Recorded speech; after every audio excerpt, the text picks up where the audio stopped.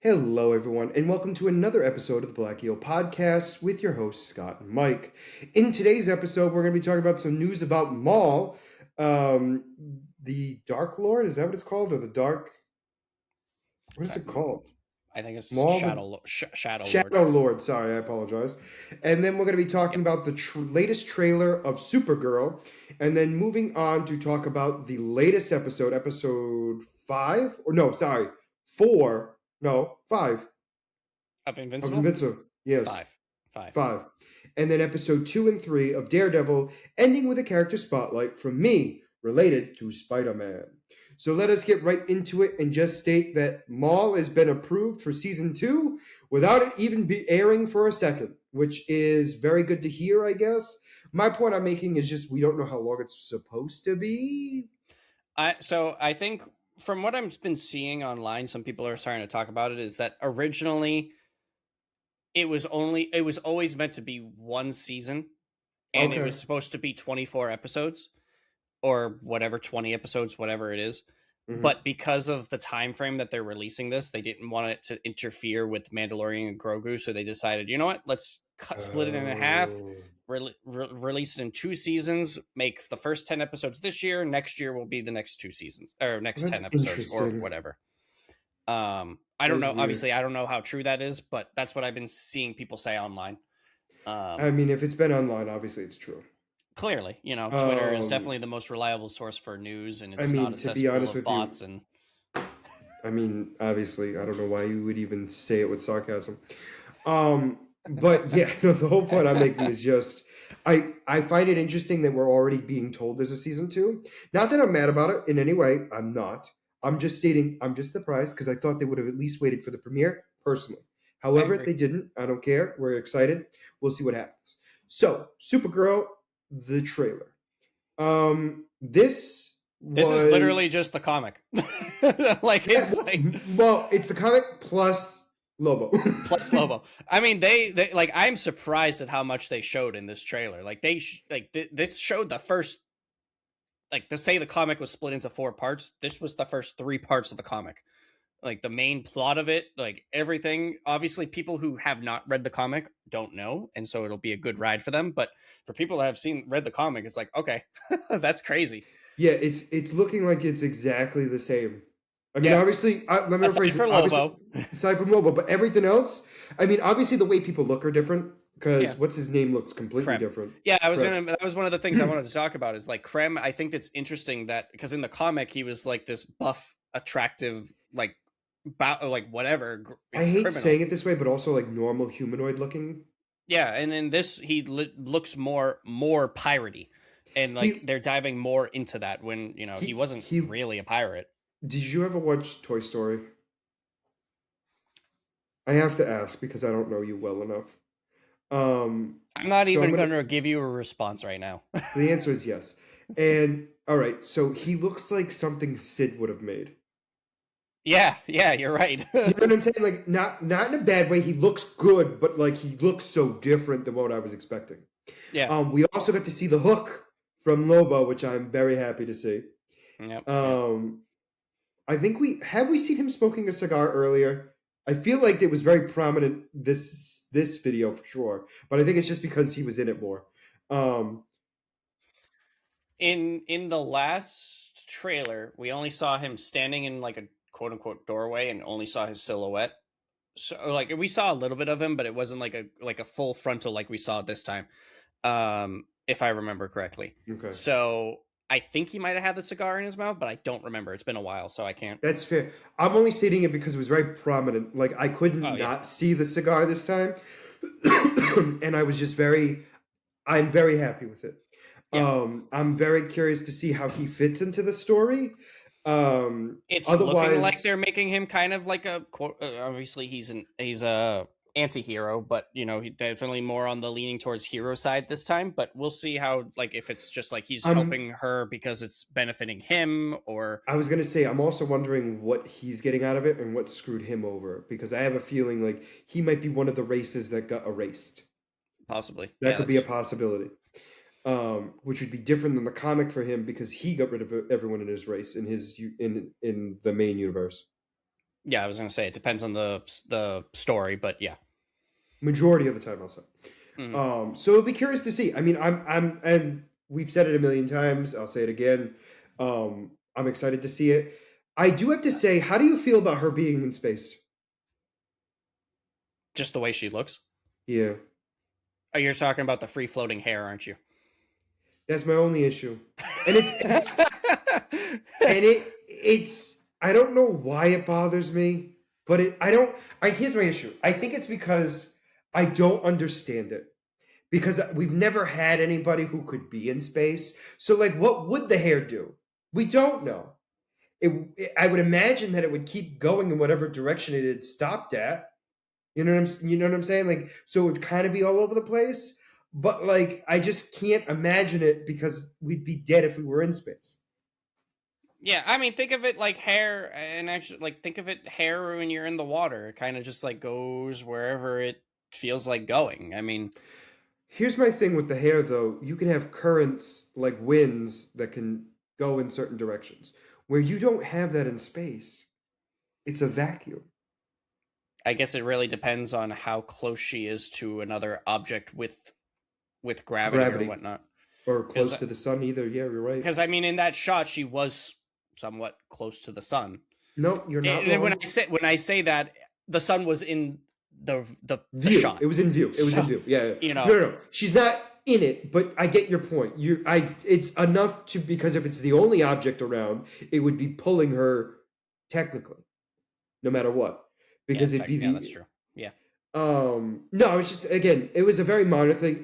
I doubt it's going to be a problem once we see the movie. You know what I mean by that is like it's going to be something that's I'm not going to even be paying attention to, but I felt like they froze it there where I was just like Yeah, we didn't need to yeah. see that. I like that they're emphasizing how important crypto is for her in this. That Yes. the emphasis of she doesn't want to stay on Earth because Earth isn't her home, and her Crypto home is. is crypto.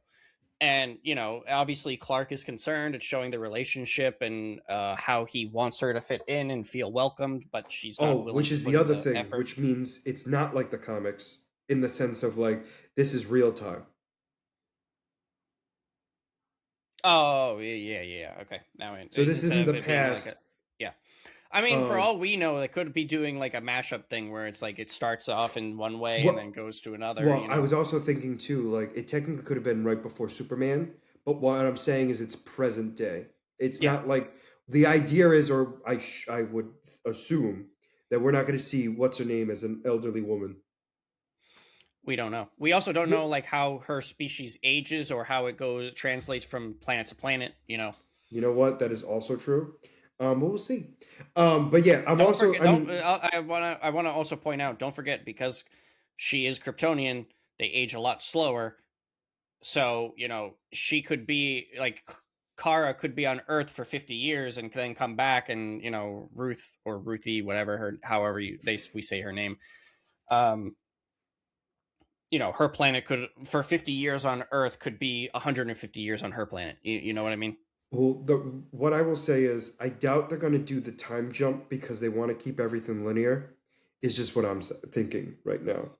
I mean, they could do like That it could be one of those. Like what I meant is that like if that's at the end of the movie, it's not the end of the world because of the whole time okay. thing. So like a year on Earth could be 50 years on her planet. You know So what? You're absolutely correct. So it could have been just her going back to, there. But I'm very curious to see how it goes. Regardless, I mean, it's July, June, June.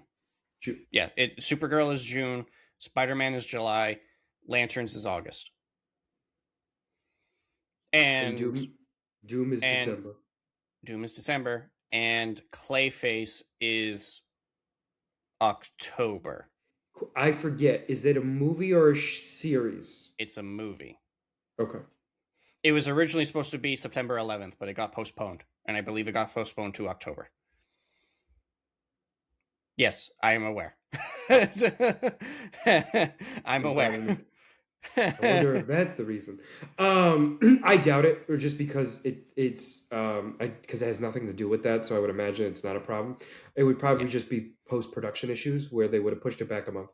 I mean, personally, I felt like it would have been smarter to do October anyways, because Because Clayface is it's kind of a horror. horror villain, and the I agree. style is supposed to be horror. So, But also September's not so far away where they're hoping to get another jump at it in October as well, so it's not that crazy. yeah. However, I'm happy to see it either way.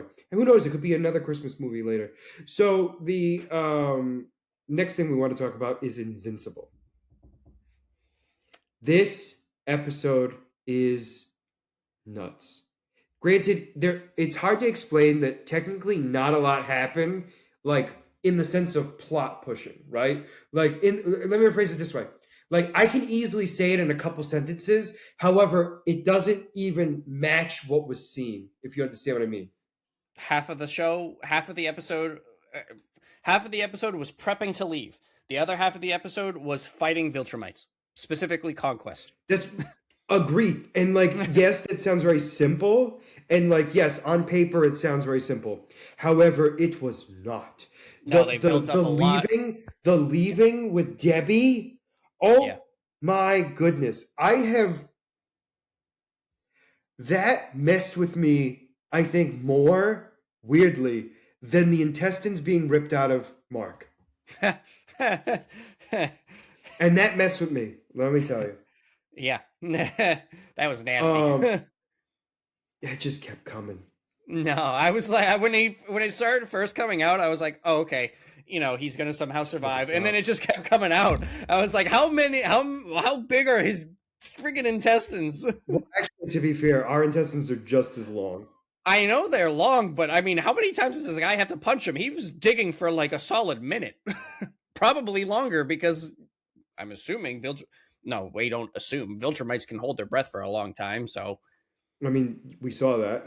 yeah, But what I found out, though, in this episode, which will be bouncing around a little bit, we apologize, is when you get hit in the gut, the air can literally escape you and then you are out of breath, which I yeah. thought was an interesting thing that I would have never thought of. No, It I makes saw sense. that. It makes Yeah. sense. However, never would have thought of it. Especially with the sense, it makes more sense because someone who is older and well trained, like Nolan or the other Viltrumites, can take a hit and continue to hold their breath, whereas someone who is so young and inexperienced and never been in a like legitimate fight in for his life like that as Oliver cannot. Well, can I also state that he technically had been in a fight like that? However, the difference was he was on a planet with oxygen, so he could breathe without a problem. So this is his Yeah. first big space fight, which is significantly different. Yeah, I And mean, he found out the hard way oh yeah. by I mean, breathing. I was impressed. Like he held his own against Conquest for a little while, and I thought he like putting in a few punches in and whatnot, and then Conquest was just like, yeah, I'm done with you. I don't want the small fry, I want the big fry. And just the everything threw me off. Like even Tech Bit I was not prepared for. I liked her. Yeah, I liked her. I no, but what I'm saying is I wasn't prepared for her. Like she was not what I was expecting in a good way. Um, Like, and then do you mean like she over exceeded your expectations in terms of like abilities, or just like character wise, like I you think weren't character expecting to wise, I see wasn't her? expecting young kid who's just like, let's do it. Oh, okay, yeah, that's fair. And it didn't ruin anything. Like she's still a brainiac, which I was kind of impressed by because I wasn't sure if because it kind of alluded or made us feel like maybe Dad was the brainiac, and although he might have been, she's not dumb.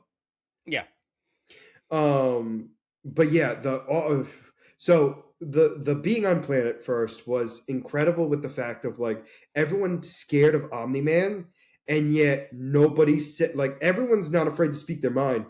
And what is it, Marv? What is his name? Marv? Marv? Is it Marv? the guy that does the Taylor. suits. Yeah, Yeah. I don't remember, but I think you're right. Marv or Marvin. That was incredible.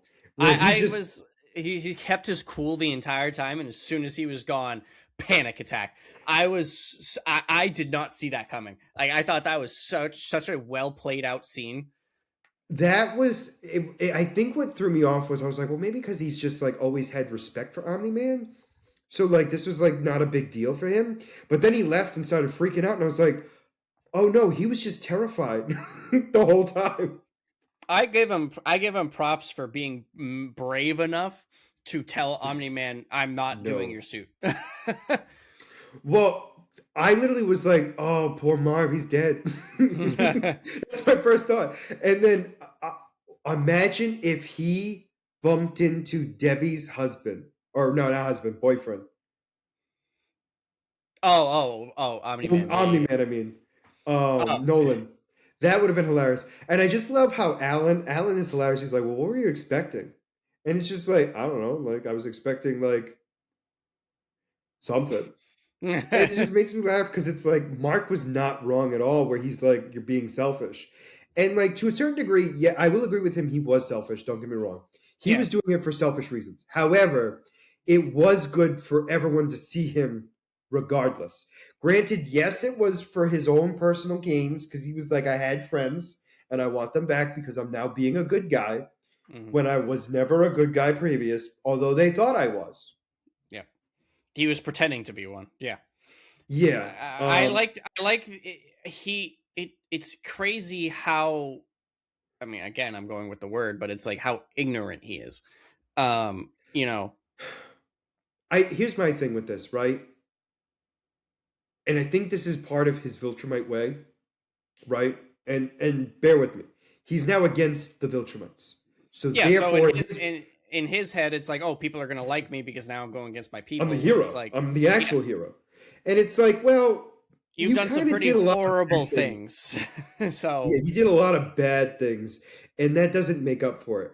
And I think he's realizing, like, oh, this isn't. I can't fix this like I thought I could. this isn't as easy as it's going to be. I mean, he's committing to the spending the rest of his life fixing his problems, but he's committed a lot of, and I can't even say terrible things is a strong enough word for what I he's just done. realized I'm an idiot.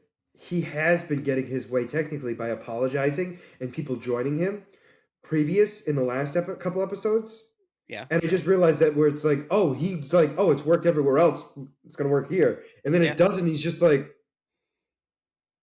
again, I'm not trying to make excuses for him. He's still bad. However, I at least makes a little bit more sense. Also, I just love that Viltrumites have ships, even though they can literally just fly around. No, yeah, right. I mean, in their defense, you don't know how long they're going to be flying around for. They got, Valid. holding their breath in space. I also They think got. it's probably just the fact of like their workers need breath. I mean, definitely for their And workers, I definitely use the most for term worker very loosely. slaves. We ununionized workers. I swear to God, if you try to be politically correct with me right now, I'm down to your house. I'm gonna find out where you live because you never sent me your address, and I'm gonna smack you upside the head. I swore I've given. Well, you know what? I might have only given your wife my address. Yeah, probably, and most likely she doesn't have it anymore. Or she doesn't feel like finding it. So Okay. No. So anyway, so I apologize on that one, but that one I will at least say that that one technically isn't my fault. The address piece. You might no, still have to no, hunt me down. it's not. But I'm also not going to tell you now for this reason. But no, my point I'm making is just the fact of like there were only three Viltrumites, right? And Conquest being one of them. And Conquest, let's be honest, is big one. Um, it Yeah, was yeah, it was incredible. The fight was incredible because technically the only one that died was Conquest correct. because Yep. the other two escaped with Alan and Tech Knight hiding in their Yes, ship. they got back on their ship. Yep. And Um, I, that was funny. that was great too. Where it's like, oh, do you have like video games on that thing? This is a high tech piece of machinery. Okay, this isn't a thing to play games on, but I do have games. Yeah. Oh, And I like that after he's like, and you can't make it like an inch taller for me? No. it's perfect. And then the fight with Conquest and Mark Invincible Yeah. was incredible. That planet was destroyed. I And I yeah, the I give it to Mark for being able to bring it to Conquest and what he was able to accomplish because of he let his rage take over, and it did it like for a Viltrumite, that's his power. So like, Hmm. eh, eh, Hmm. in so incredible to be able to hold his own and technically like defend his family, defend his people, and get revenge on the guy that like put him down in the first place. Yeah, and I also love how Conquest is like, I can't wait to go back to that planet because realistically, it wasn't you that defeated me, it was the witch. And he goes, let's be Yeah, honest. He goes, that's the one I really want my revenge on. You're nothing. And then proceeds to get choked out for 72 hours, it feels like. yeah. That was did not that went on for so long. It was And incredible. don't get me wrong, it made sense. I'm not stating it didn't. However, it was terrifying because I never knew how it was going to go. Yeah. And even at the end, I still wasn't confident he was dead. I was so impressed. Like I said, it was just Mark being able to hold on to him while just getting the crap beat out of him. Like, and then his guts literally hanging out of him.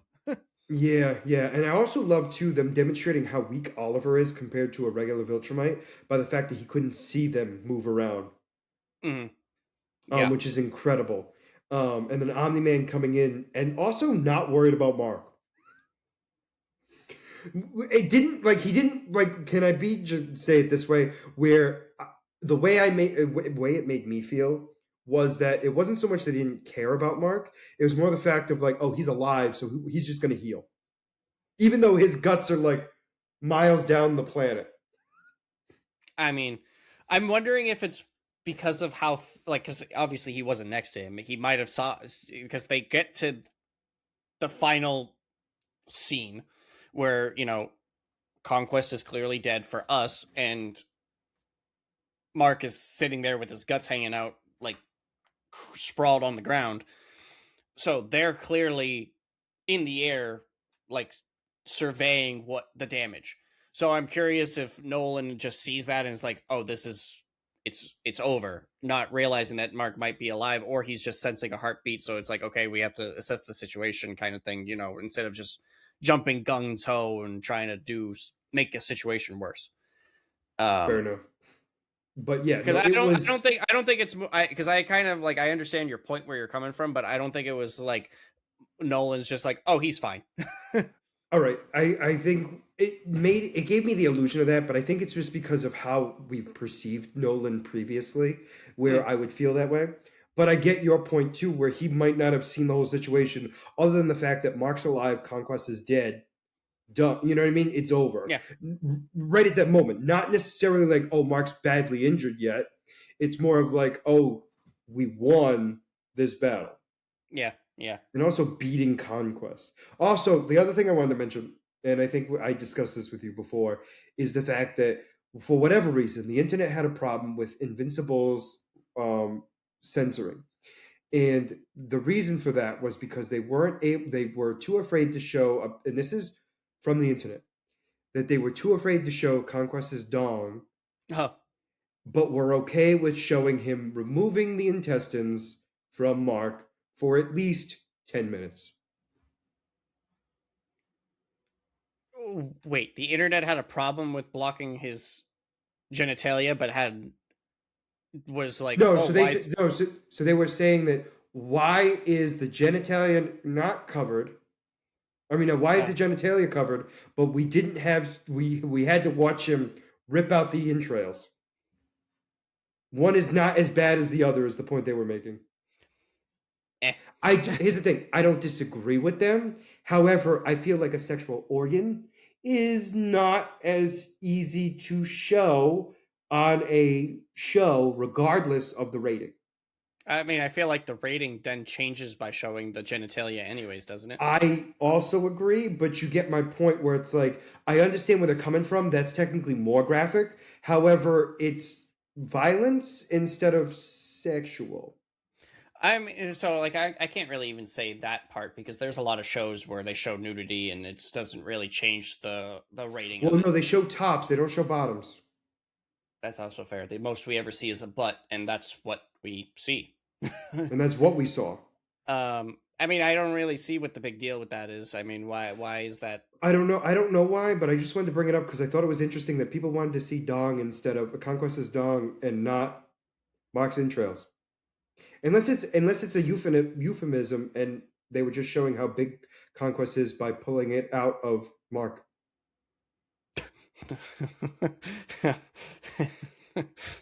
But overall, I'm excited to see where the rest of the season goes because this was a heck of a way to start the second half of season 4.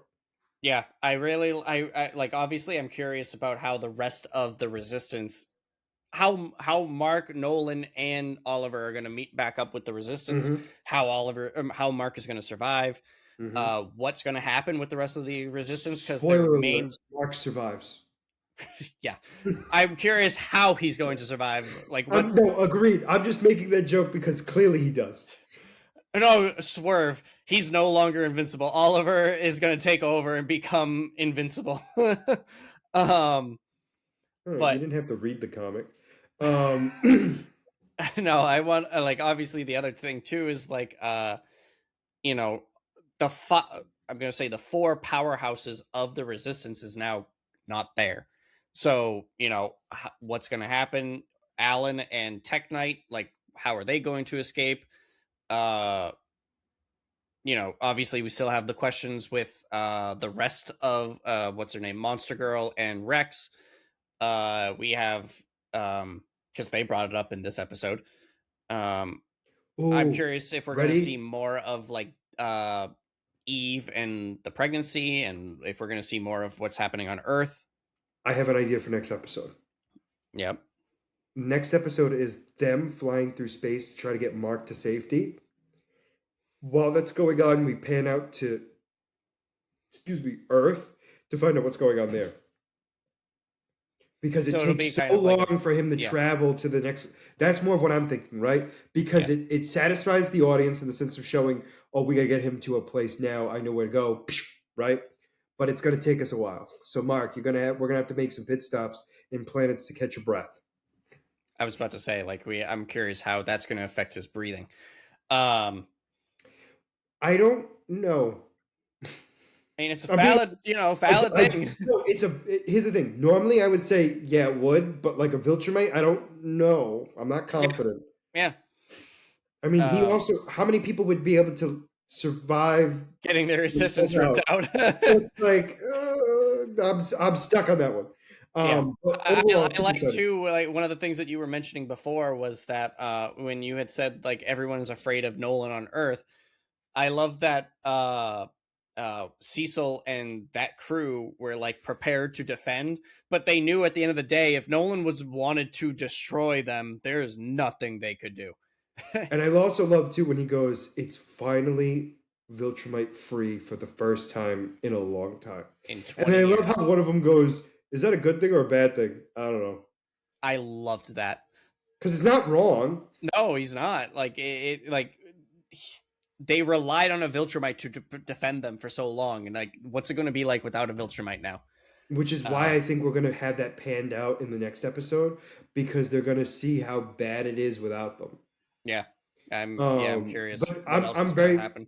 so I'm very excited about that. But I think the big thing now is we got to talk about Daredevil because these two episodes were I now it makes more sense to me why the two episodes were together.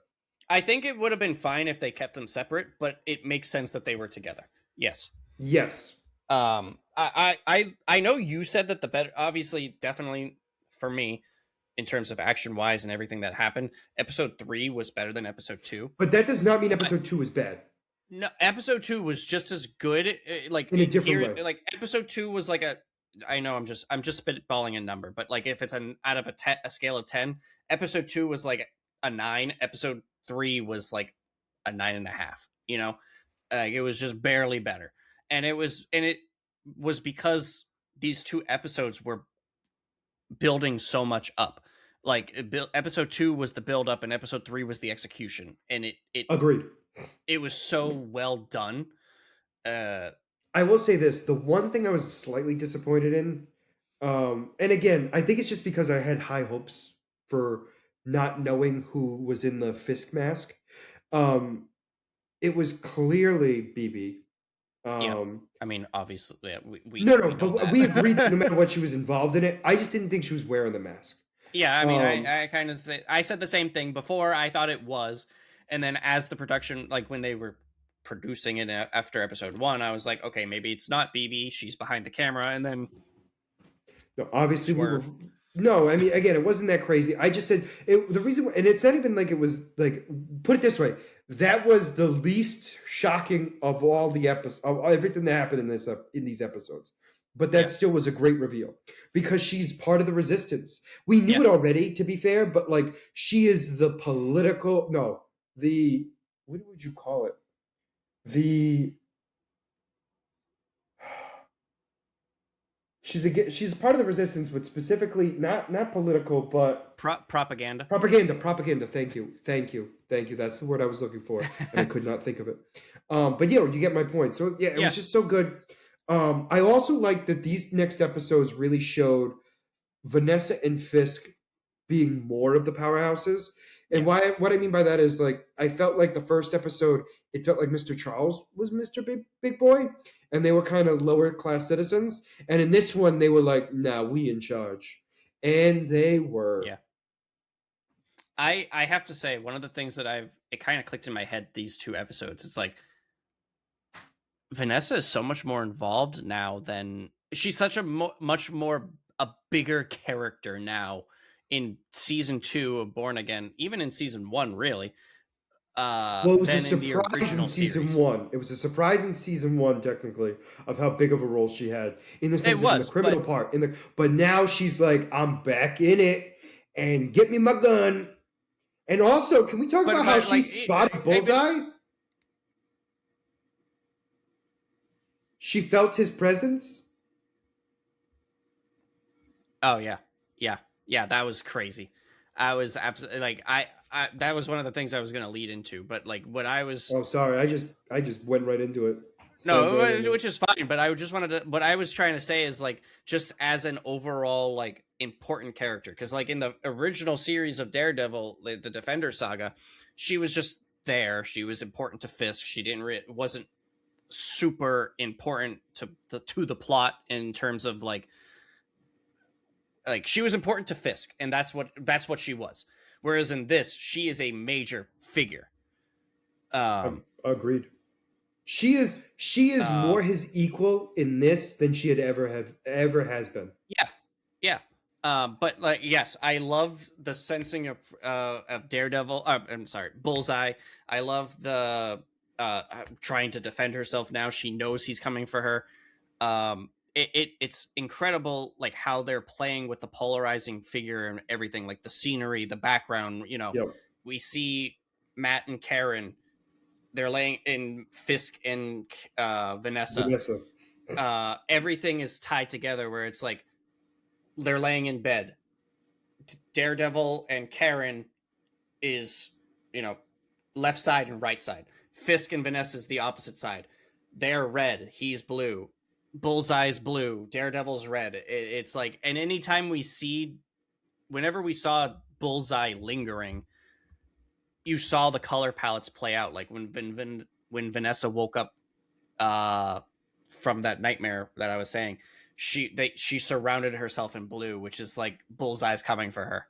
Absolutely love that. I love that art of being told that without like just blatantly saying it. And I thought It they're doing was such a so, great job with this. and also we also now know where Matt's mom is. Yep. She's I forget exactly where, but I mean like it was told in these episodes because Bullseye goes to find her. Mm-hmm. Um, which I I am curious if Bullseye's actually trying to like be good or what. I mean, we talked about this a little bit last episode, and I feel like this kind of confirmed it, where he isn't trying to be good. He knows he needs Matt to survive. He wants to get revenge on Vanessa and Kingpin. I don't think he really cares about Kingpin right now. He just wants Vanessa for screwing him over. And he knows he needs Matt to help. Well, I also So, think too that he doesn't like Kingpin due to the fact that he's considered technically a vigilante. well, yes. So he's going to take out Kingpin. Like, he's going to. but in if he has to choose between taking out Kingpin or Vanessa, I at the moment with the way the story's playing out, he's going to take out Vanessa because like Kingpin is kind of just like an afterthought for him. He, because don't forget, at least to me, he's not all there mentally, so he's kind of Shocker. he's there singly focused, and if somebody gets in his way, he'll take care of them. But I'm also very curious of with Bullseye. There's a lot of time that has passed. We've known about his mental health since season 3 of Daredevil. Okay? mhm. I am curious if during the time of that and now, weirdly enough, has he actually gone to actual therapy and actually dealt with some of his issues? I am not stating he'd be stable, because he's clearly not. However, I'm wondering if that could change his thought process on how things go. Um, instead of being a crazed killer, he is a more methodical and planned out killer. In the sense of he's not going based on emotions anymore. He's more thought out and able to do what he needs to do as an assassin. And it's tough because of I all this time that we don't know what's really going on. Because he's I'm only go been arrested for a couple of years. Like it wasn't even that long, I don't think. I don't even think it was a couple of years. I think it because I It think was less. Oh, if that's right. It's been less than a year. It was less than a yeah, year. it But like, was you get my so point. I think it was if I remember correctly in season 1 when Bullseye killed Foggy, I think they said that he had been Allegedly. eva- evading getting captured up until that point. And then Mm, when he got captured by when Matt threw him off, he got arrested, and then a short time later he escaped. So with I his definitely teeth. think I don't remember how long he was in jail for that. I'm assuming however long it took him to heal from getting thrown off the roof, but he might have been in therapy at that point. But I mean, obviously, like you said, it was less than a year that from Foggy's death. No, it was a year from Foggy's death to the Yeah, events because they of were talking about the him. anniversary. Yeah. Yeah. I mean, my whole thing is just like there was a big gap in time between the end of season 3 to the beginning of Born Again, where a lot of things could have happened. And again, regardless, he's still a killer. I'm not going to pretend like he's a good guy. He's not. But I'm just curious about his mental state in that sense, because we Well, you really, see, Punisher's a killer, but you call him, potentially a good guy because he, which is actually a big question about in the episode 3, the big decent fight with Matt and Karen, which I'm kind of derailing you right now, but no, but you're not wrong. You're no, this is part of it technically because you're not I wrong. like I like that they mentioned about why Punisher isn't helping them. I like that they brought that up. I think they played that out well by being as the characters being like, I can't believe that he's not here, and Matt's like, why is that a big deal? No, I do like that. Because like, do you really want Frank running around with us? Um, yeah, I mean, I get it. It's just I'll be very curious to see how everything kind of falls together. Mm-hmm. But no, you're not wrong because you're right. The Punisher is a killer, and like killer in general is a bad thing regardless. That's why I consider him more anti-hero. But I get your point. Like I do on a scale, I feel like he is leaning more towards good than evil, but he's nowhere what I would consider necessarily good. Yeah, I mean, if we're But looking as an at anti-hero, yes. Frank Castle Punisher versus Bullseye, they're on two Oh yeah. opposite ends of the spectrum. Like, there's Agreed. no, you No, know, no, I will 100% agree with you there, without even a question. But yeah, I mean, technically, I hate saying this. Even though they say that he's not going to be in this, that doesn't mean he's not going to be in this. I mean, yes, they could throw Swerve and throw him in And there, again, but I am not stating he will be. I'm just stating like it's not that crazy, especially with the fact that they're going to have the special the week right after the season finale. yeah, yeah, that's true. Yeah, That's all I'm saying. I'm not saying he will for sure, but I'm just stating that there's a good possibility he will. Because the idea would be he'd be like you won't be waiting that long to find out about the Punisher. yeah, yeah. But yeah, overall great. I also love the deputy mayor of communications. Yeah, Um, I like how last week you were like, I hate him, and now you're just like, I love him. well, no, I love him as a character, but he's still awful. Like Oh I yeah. want him to die. Oh, I mean, I don't want him to die because like Mm, I feel like he's just a misguided moron. Like it's just like and I think because of that, he needs to go. um he's just a Weirdly kid. enough, I think he's going before Fisk. Shockingly. I mean, yes, I if someone's going to die, yes. Just so you know, we know that Fisk is in season 3. Speaking of that, season 3, Thrilling. Thrilling. we have Luke Cage and Iron Fist. No, Danny Rand. Danny Rand, thank you. They are confirmed and have been spotted on the set of filming for season 3. So I forgot, that's confirmed.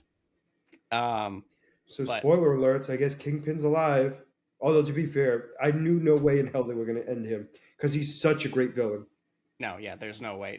He is the Defender saga. Er, He's the main street level villain. End of well, statement. no, but so like he was in terms. Kingpin in Spider-Man. Unfortunately, unless the rights get sorted out, that cannot happen. What's his hit the name the actor who plays Kingpin has said that he is not allowed to be in movies. He is only allowed to appear in TV shows. And Spider-Man Oh, cannot because he's a appear in Spider-Man movie, or because he's a Spider-Man villain technically. yes. And he Oh, that's so and Spider-Man awful. and Spider-Man is not allowed to appear in TV shows. So, unless the contract somehow gets sorted out, and I actually saw an update on it today, Sony is very stubborn about giving up more rights for Spider-Man, which is just like But can we kind of also agree that like this is also like, hear me out, a bigger publicity thing where like they can make it seem like we're not doing this and then be surprised, surprise, look at the movie. It's a possibility. I That's all I'm agree. I saying. no, I agree. Like I would love it like if we can tie this more into it because it fits. It works. Like this we just said it, Spider-Man and Kingpin are enemies. Mhm. So like it would make sense that Spider-Man could come and help or Kingpin comes into one of his movies and messes things up. Like wouldn't be totally shocker.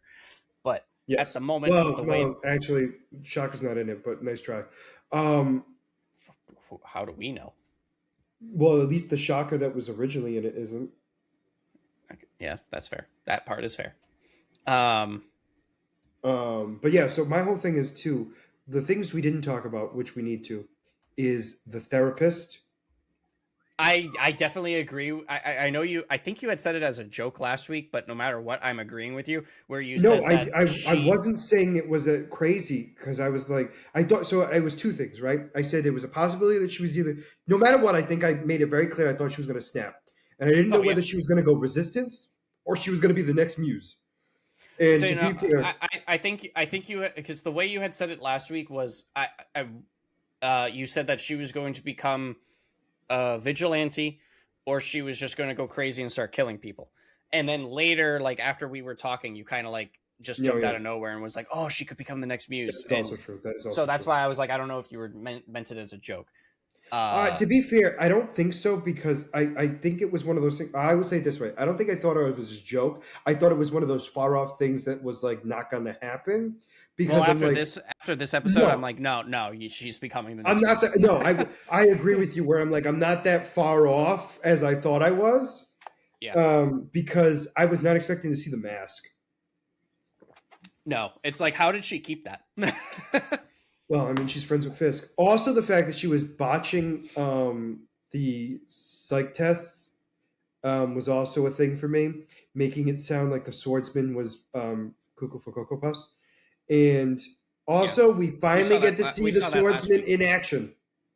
That was great. I could not believe how brutal. I know we said it last week about how the fight scene on the boat was violent. I couldn't believe how brutal and violent this breakout jail scene was. Like, that was gory. and that Yeah, was it was violent. gory, and it was like, and honestly, I was dead set there were going to be a lot of casualties. I really did.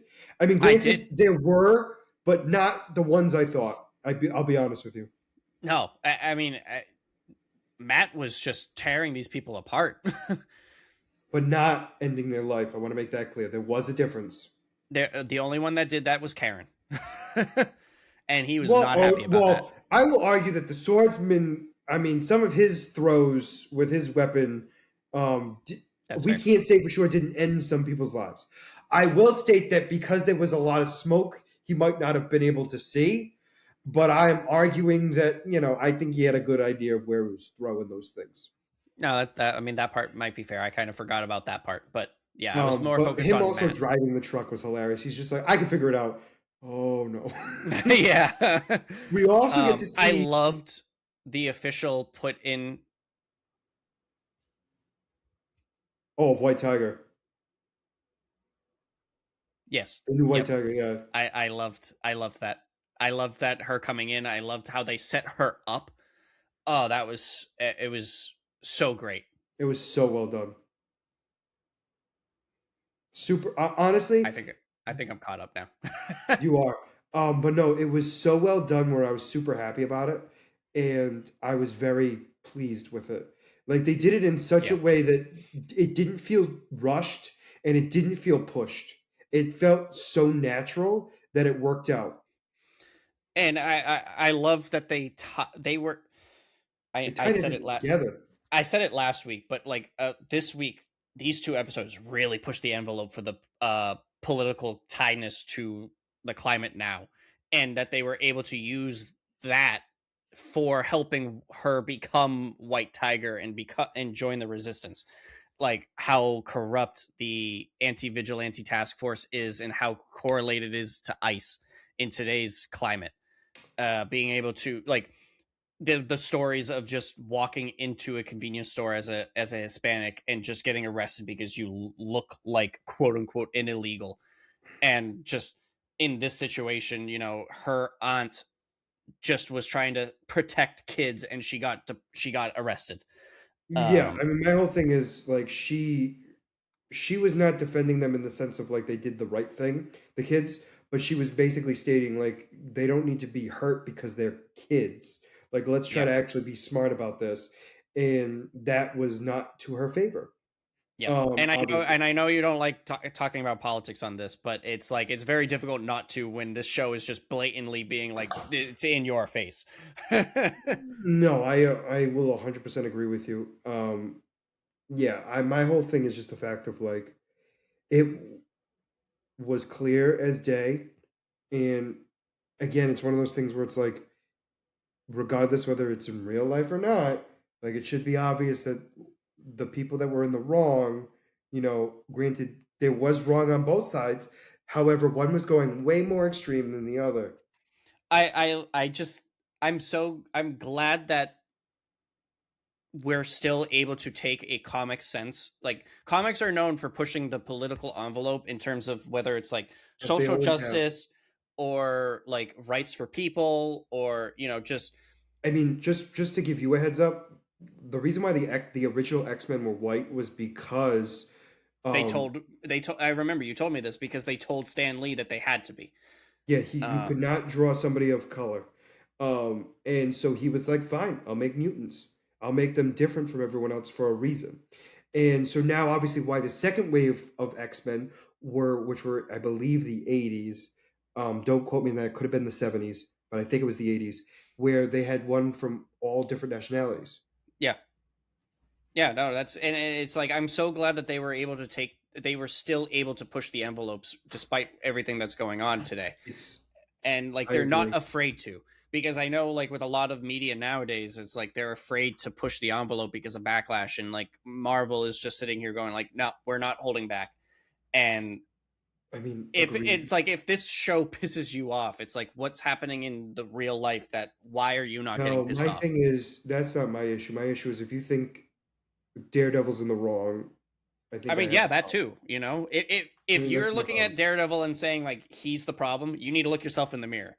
Mhm. And if you're sitting here going, wow, what's happening with this anti-vigilante task force? They're abusing power. And then you're looking at what's happening in the real world and being like, oh no, that's perfectly fine. It's like, is something wrong? Like, No, fiction uh, is sometimes it's easier to look at it from a fictional point of view than it is from reality. Unfortunately, it's been proven time and time again. that's true. I mean, look at the idea of like people wondering why Homelander isn't considered a good guy. Yeah, yeah, Um, that's right. and that throws me off to no end too. But my point I'm making is I'm very excited for the next episode because one of the other things that happened in this was they followed Mr. Charles's plans by having a group of people work on this thing, and And then then they they were got rid of blown them. up to smithereens at the end of this episode.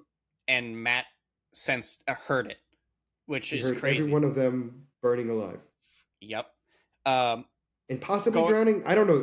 Weren't they on a boat? They were on a boat, so they could have been burned or drowned or both. I mean, Um, I would think both. Because you're going to be burnt enough that you are not completely dead, but then you drown because you can't move.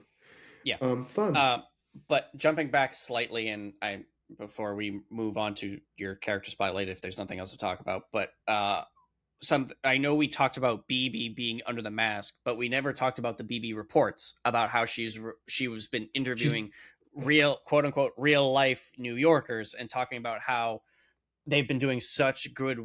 Fisk has been doing such good things for New York, because he's and incredible. um, The best we've ever all seen. we saw. I love that she's playing both sides of the propaganda machine. She knows how to play the game better than I feel like her uncle did. Um, and that's saying something because he did a great job of being a reporter in general. I'm Yeah, just stating like she's able to be in it easier than him because of what she's doing. She's doing the bad stuff because she's afraid, to be fair. We can agree that. However, she's also doing it to gather as much information as possible so she can really expose him. yeah, yeah, absolutely. Um, I want to also just I want to say too, it's like I love Buck. I absolutely love this character, the Fisk's guard. Um, Oh, he is good. No, no, he I is. love him. He's funny. He's just straight to the point. He's a threat. He's threatening. It's like He is the Wesley. He is Wesley, yeah. obviously. I think he's. I mean, at the moment, like Wesley had a. I don't think Wesley was ever. I don't remember. He wasn't really ever funny. This character can at least crack some jokes. I will say this. I think he was inadvertently funny. I don't think it was Oh, on purpose, meaning Wesley. oh okay. I think like some of the stuff he said was like could like he was attempt at humor maybe, but like it didn't come off that way. So like that's where I'm kind of at that, but I get your point though for sure. Like no, this Yeah, guy is definitely he's I more of a like joke the cracker. yeah I like the hot dog situation with I forget his name, but Oh yeah, the Dan, deputy mayor of communications. I think it was I Dan. remember But that more anyways, than his name. Isn't that yeah, awful? the deputy mayor. I Of liked communications. I like that interaction. I like when they then Vanessa was trying to set up Heather with Buck and they were sitting at the table. I loved that analogy. That Uh interaction was also hilarious too. it was hilarious. You know, no, it was funny, it was serious, it set the tone for like what could happen where she said like you're surveilling, you're surveilling your court while also, are the sharks going to eat you in the end? Um I So thought true. it was It they're doing was such a great job building this season so far in the first 3 episodes. agreed. And Agreed. Agreed. I Agreed. I don't know if it's crazy because I don't know if you remember this, but I remember them talking about how the first 3 episodes of this season, everyone was like, "Oh, they're slow," and after episode 3, like the rest of season 2 just like picks up, and I'm like, "This is slow." Like, are you kidding me? That's kind of what throws me off too, because it's like I'm very curious to see where the rest of this goes. And again, we know where it leads to. We're not idiots. However, we don't know how we get from point A to point B. Yeah, We know we're going to get there. We know Fisk is going to be no longer mayor of New York. We don't know how, but we know that's going to happen because it's inevitable. It's I not mean, like it ruins anything. I think they kind of spoiled that in the Spider-Man trailer because they gave him this key of the city, and it wasn't Fisk giving it to him. It was Sheila, I think her name Yes. was is. Um, so I'm curious about that. Obviously, something that I don't know if you thought this, but when Karen ran into the White Tiger when she was pointing the gun at her and she joined the crew or whatever. When White Tiger ran behind her, was I alone in thinking that it was actually Jessica Jones, or did you think that too? So I legitimately did, but I will say this because I remember saying this last week, where I was like, we have to see Jessica Jones. I don't think we needed to. Weirdly enough, No, no, no. it worked. I don't think we did. But I just But thought I that that's was where she was going to surprised. show I up. was surprised. I was surprised we didn't get her. That's all I have to say. So like when we were going through it, I was like, okay, she's not going to appear. Like she's not really fitting in the situation right now. But then when Karen got out of the van and we saw the shadow run behind her, I was like, oh, that's Jessica Jones. It makes more sense I'm for not gonna White lie to you. Tiger. No, no, agreed. I also thought it was her. I'm not gonna pretend otherwise. So However, now at this point, like I'm curious where she's going to appear and how it's going to work. well, because the other thing you got to take into consideration too is she considered a vigilante? I think according to the law, they consider her a vigilante. She does not consider herself one. Well, because she's a private detective, so that's why I'm wondering. A private She, investigator. because she doesn't want to be a vigilante. The vigilante life kind of forces her to be. Like You know everyone else what? is dragging That's her right. into it. That's right. You She know. No, no, Yes, that you're was not like her wrong. whole that was her whole It's shtick her in whole her shtick show. where it's like I'm not a hero, but like here I am being a hero. Yeah. It's like All I'm right, so being you're right. forced to be a hero. I don't want this, but you guys are making me be. Yeah, yeah, but yeah, And no, she I'm. specifically says that. She's like, "Why No, am she does. I the hero?" She's like, I don't think I fit in here. Between glowing fists and the blind guy, I think I don't belong. Yeah. She was the most normal out of the three of the four of them, and like and And she that's was yeah, that's not true either, which is even funnier. Which yeah. I'm meaning like it's like she's not normal is what I should be saying. But excited to see where the season goes. We're gonna see what happens next episode. This will be the last week where it's just two shows. We're gonna be adding a third after this next week coming. So this week coming is gonna be Maul starts the same week. Oh, that's right. That's right. Wonderful. Actually, five. So it's 5 episodes. No, oh crap! This is actually more because it's It's six two for the six boys. episodes It's this week. two for Maul, and then it's 1 and 2, but not next week. The week after. Well, yeah. So it's 1-1-1-1-2-2 for next week, and then it's 1-1-1-2. Yes. Okay. We are now going to be talking about Boomerang, who is my character spotlight. He is supposedly going to be in the new Spider-Man movie. So I'm going to be talking about him and going through that. So his name is actually Frederick Myers. Shockingly, he goes by Fred.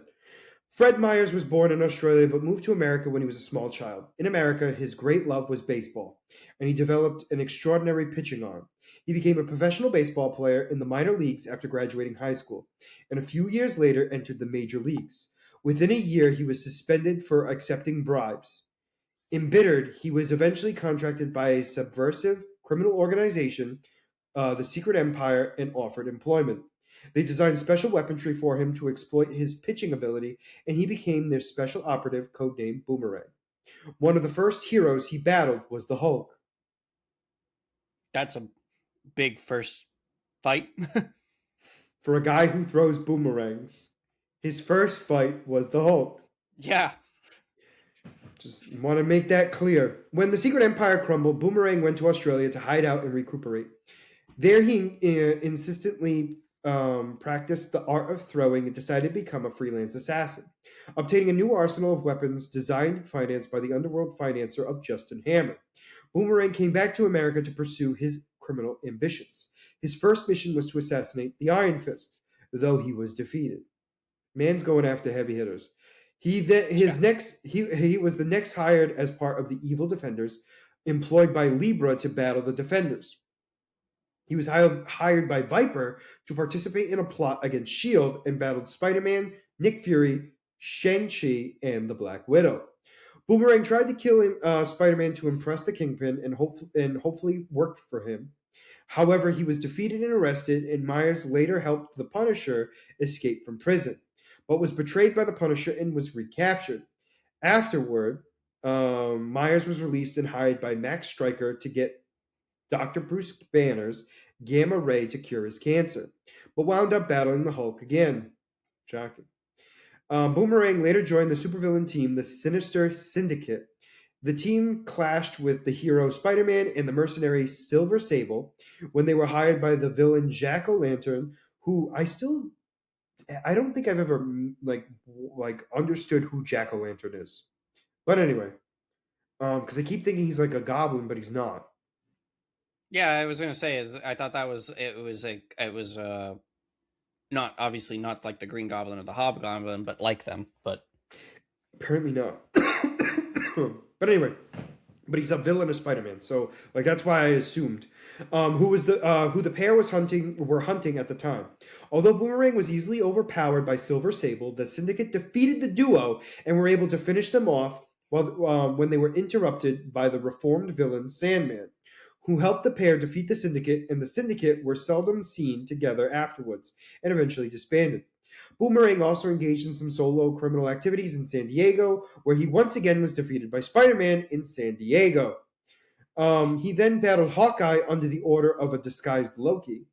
Boomerang, along with Black Lash, and the second Blizzard were guarding the grounds of one of Justin Hammer's front companies in Rome.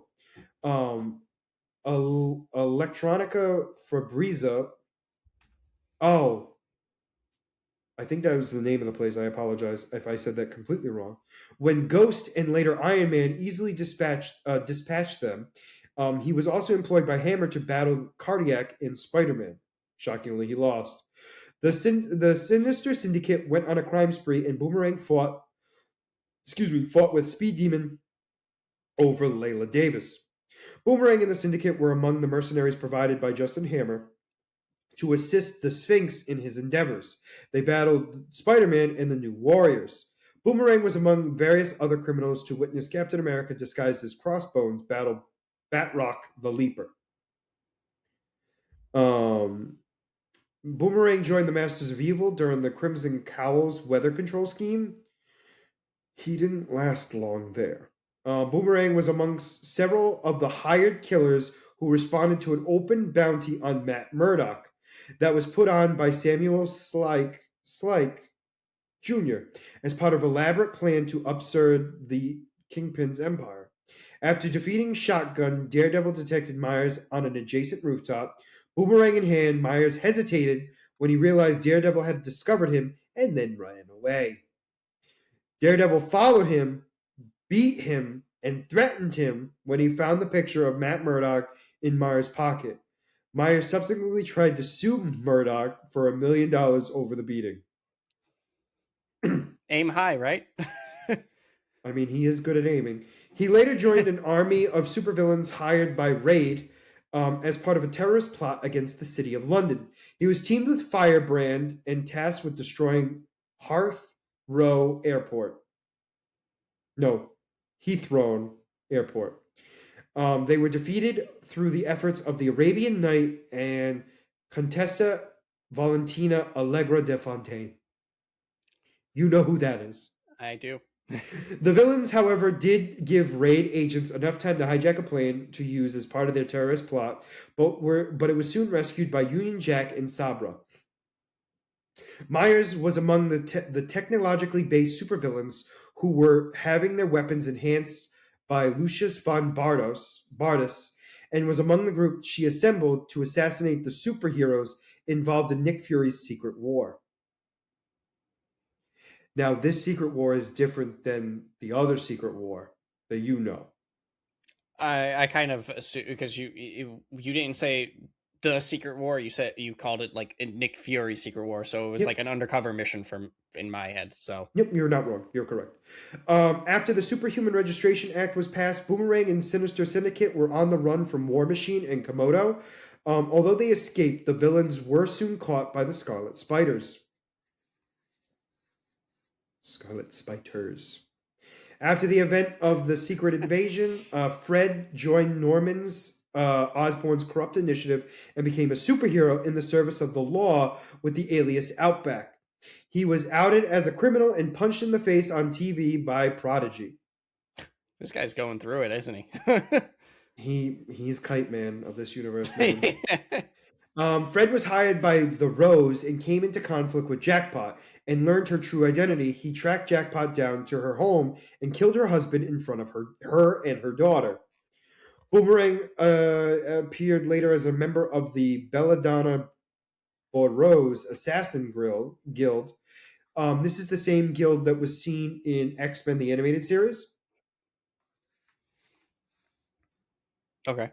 When Gambit goes down, it's the Thief Guild and the Assassins Guild, and they would have to. Okay. And during this, he was confronted by Wolverine, Domino, and the X-Force.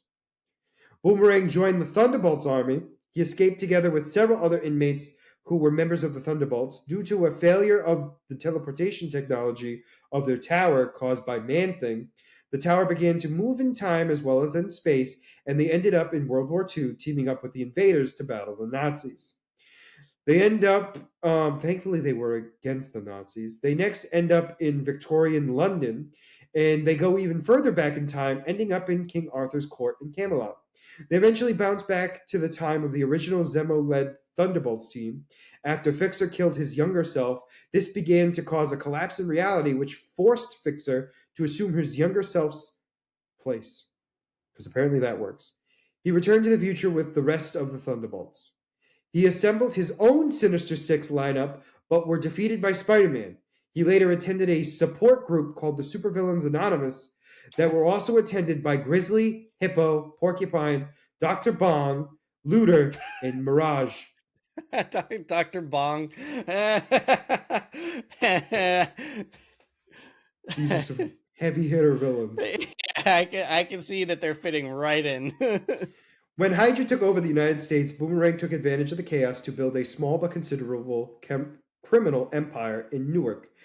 During this time, Boomerang helped the resistance of heroes against Hydra. After Hydra was overthrown, he cashed in on favors and gained complete pardon of every crime he had committed. This also allowed him to build up an unearned reputation as a hero. Not long after, Boomerang was hired by the Kingpin, who became the mayor of New York, to retrieve the scattered pieces of the Lifeline tablet. As part of his ploy, Fisk had tricked an archivist for the Department of Records, a man named Gus Mapleton, into misguidingly entrusting Fred with magical knowledge of the location of every piece. After learning that Mapleton had been enchanted the final piece, so trying to secure it would be fatal unless the person was a true and selfless hero. Myers broke his deal with Fisk. Boomerang decided to go around the enchantment by enlisting the help of Spider-Man. While figuring out how to approach the hero, Fred came across an ad by Peter Parker, Spider-Man's secret alter ego, looking for a roommate. Due to the popular notion that Peter Parker and Spider-Man were friends, Fred decided to become Peter's roommate to get close to Spider-Man, closer than he thought. Despite Peter's initial repulsion towards Myers due to his reputation and behavior as a roommate, he eventually gave Myers a second chance after Fred saved his life during a supervillain skirmish. Boomerang eventually became involved with Spider-Man, and once the hero grew to like Myers after several offbeat team-ups, Fred shared with him his distorted version of the reason he was looking for the tablet, claiming it to be after it to keep it from Kingpin's hands out of the goodness of his heart. The two started searching for the pieces together and eventually gathered most of them, adopting in the process the guardian of the final piece, Gog, as their house pet. Despite the alternative motive behind his partnership with Spider-Man, Myers would come genuinely appreciative with his bond with both the hero and Peter Parker himself. After Kingpin enlisted the help of numerous crime bosses to get to him, Fred decided to look for the final piece of the tablet. After being attacked by the Boomerang Revenge Squad, a mock supervillain team of part of Fred's plan, Spider-Man and Boomerang searched for the final piece. As soon as Spider-Man was vetted by the spell and secured the piece, Boomerang's Revenge Squad ambushed the web-slinger and knocked him out, while Fred escaped with all the pieces and handed them over to Fisk, leaving a note behind with Fred apologizing to Spider-Man for his deception. I'm sorry. At least he When the was thoughtful demonic about it. kindred twins, Sarah and Gabriel Stacy, enact their final attack against Spider-Man, um, there's a long history with that I'm not going to get into, just so you know. That's fair. They kidnapped an army of supervillains, including Boomerang and his accomplices. The villains were forced to participate in a battle royale for the hero's head. Still remorseful for betraying the hero, Fred provided him a smokescreen to evade the other participants. When the vampiric Merlin caught Spider-Man and began to feed on his life force, Boomerang tackled the hero's attacker to save his life. In retaliation, Merlin fed on Boomerang instead and tossed aside his withered body. Fred's sacrifice spurred on his villain friends and even Beetle to instead help Spider-Man against the rest of the villains until the contest was abruptly ended by Dr. Octopus instead. His body was claimed by Shocker as he intended to bring his friend back to life. He tricked Speed Demon and Overdrive into assisting him stealing a resurrection stone from Roxxon's security, which he wished to use in returning Boomerang to life. Unfortunately, the three of them were caught in the middle of a zombie invasion, forcing Shocker to carry both the body and the stone to the bar with no name, followed by Overdrive and She-Hulk carrying the zombified Hellcat as well. When they were organizing, Hellcat infected the dog of the bar's owner Hilda, leading to Boomerang's body reanimating as a zombioid. The zombified Boomerang attacked Shocker, forcing him to bash the resurrection stone on him, unknowingly resurrecting him. Hellcat managed to free herself and also got a hold of Shocker, causing him to be pulled by the two zombioids and infected. Thankfully, the Overdrive managed to free them of their infection by empowering them by a nearby stereo. With Boomerang back from the dead, he embraced Shocker before working alongside the others to fight back against the symbiotes outside. Sometime later, Boomerang would find himself in the bar with no name, intending on drowning his sorrows with other criminals after Shocker was murdered by a serial killer, Torment. When Spider-Man and Villain entered the bar in search for answers, Boomerang got angry and tried to drive the two out, not wanting to deal with the web slinger's wisecracks. Spider-Man admitted that he had admired Shocker because he wasn't so alien or psycho or devil. He was just a guy who robbed banks and he wished that he could turn his life around, but now he was dead and wanted to catch his killer. This guy's been through it, man. Like, yeah, that's his whole story. Jesus. Aiming high and then, falling short because he aimed way above his belt. Can we talk turning about into a zombie, getting resurrected, then dying, and then it's just hanging out trying to be a guy. Guess when he was created? One more time? Guess when he was created? Year.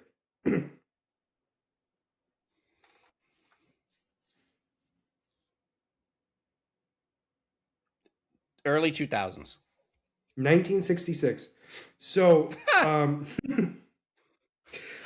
because I thought he was a newer character, it turns out he is not. So anyway, his abilities. Boomerang is an expert pitcher whose accuracy has few rivals. Basically, he's like Bullseye, but slightly less. Expert pitcher. Not even an expert marksman, expert pitcher. Yep. His equipment include his costume, contains a wide variety of hidden pockets and pouches for his smaller specialized boomerangs, in addition to attachments for securing the 7 larger primary boomerangs. Oh, you gotta have the special boomerangs. Yeah. He has Okay. a lightweight body armor. He has boot jets. He has specialized boomerangs. Okay. There are 7 boomerangs attached in plain sight, each with a rigged with a special gimmick. His Shadowrangs, they detonate with a force equivalent to 20 hand grenades. That's excessive. Gasarangs, these release a highly concentrated tear gas upon impact. Razorangs, a razor-edged boomerang I love capable that of they all have names. slicing through steel. I'm not even close to being done. Screamerangs, they generate a high-intensity sonic waves.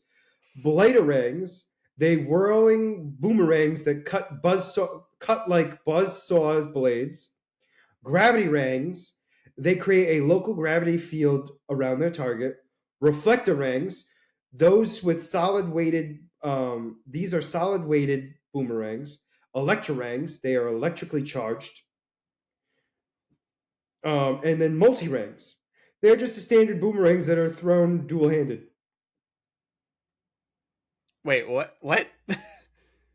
They are just standard boomerangs which he can throw dual handed. So like a boomerang in each hand, or like it takes 2 hands to throw one boomerang?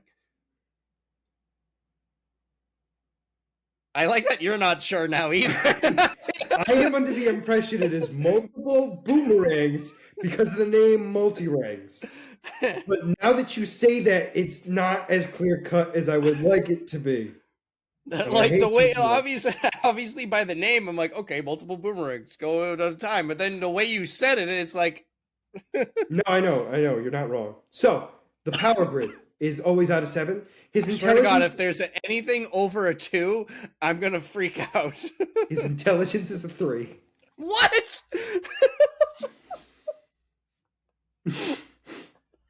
Because he is more intelligent. I don't really know this one. This one throws me off. His strength is a 2. Okay, I like that it was just the first one. It better be just the. His speed is a 3 Why? because of the jet boots. His durability is a 5. What? His energy projection is a 6 because, to be fair, he has a lot of different types of weaponry. His fighting skill is a 4. He's got better stats than some of our like. I think weirdly enough, he has better stats than Punisher, and I would think that Punisher would kick his butt. You said energy. There are some things where it's like, oh, because they have masters of multiple different styles. This guy only knows how to throw boomerangs, and he's a 5, a 6. And can we just talk about too how I never once stated that he was a master in hand-to-hand combat at all? Yeah. I want to make that clear. And like they're putting his fighting skills as a 4. So anyway, that's Boomerang. So I think he's gonna be Peter Parker's roommate. So that'll be fun. I'm losing my shit right now. Mike's unhappy because his durability is a 6. No, his durability is a 5. His energy projection is a 6. But his intelligence and speed are 3s. And his fighting skill is a 4. Mike's not His happy energy with and that. projection is a 6 because he knows how to throw a freaking boomerang. I'm so impressed. No. It is the fact that all the different types of boomerangs he has. Oh, it's still a boomerang. No, we just went over all the different names. They're not just boomerangs. Some of them he has to use 2 hands. Oh, so that's my character spotlight. So next week we're going to be talking about the episode 6 of Invincible, episode 4 of Daredevil, and any trailers that come out next week. So something that because I thought of it while you were talking about your spotlight, so I looked it up. There is still no news on My Adventures with Superman season 3, but I was reading through a Reddit post, and that there was one comment that said they're speculating that the first trailer is going to drop on April 18th. They're thinking this because apparently, which I didn't know this, apparently April 18th is Superman Day.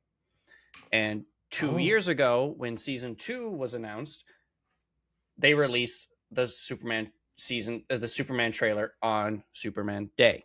So he's that person was speculating that it's going to happen again.